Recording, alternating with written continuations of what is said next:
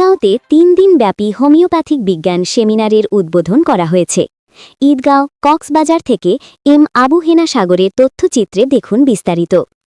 কক্সবাজারের ঈদগাঁওতে ৩ দিনব্যাপী world federation of homeopathic বিজ্ঞান সেমিনারের আনুষ্ঠানিক শুভ উদ্বোধন করা হয়েছে।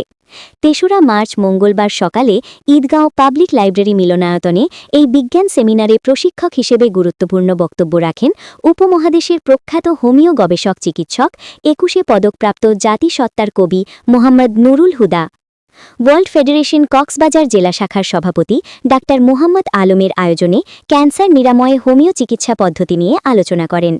৩ দিনব্যাপী এ বিজ্ঞান সেমিনারে প্রথম দিনে উপস্থিত ছিলেন প্রভাষক Salimullah, doctor M Hamidullah, Enamul Haque Islamabadi, doctor Nur Mohammad, doctor Sona Mia Sikdar, doctor Zainal Abedin, doctor Shahidullah, doctor Rafiq, Amirul Islam, Taslima সহ জেলার বিভিন্ন এলাকার ৩০ জন পুরুষ মহিলা চিকিৎসক অংশ নিলেন।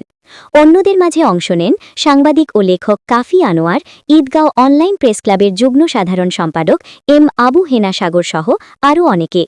উল্লেখ্য, সেমিনারটি বৃহস্পতিবার পর্যন্ত প্রতিদিন ১ ঘণ্টা করে অনুষ্ঠিত হবে। নিউজ ডেস্ক, সারা বাংলা সংবাদ, ঢাকা।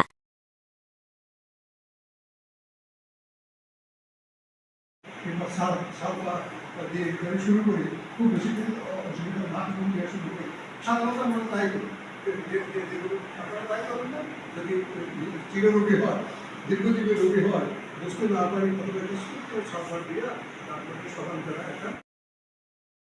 নিউজ ডেস্ক, সারা বাংলা সংবাদ, ঢাকা।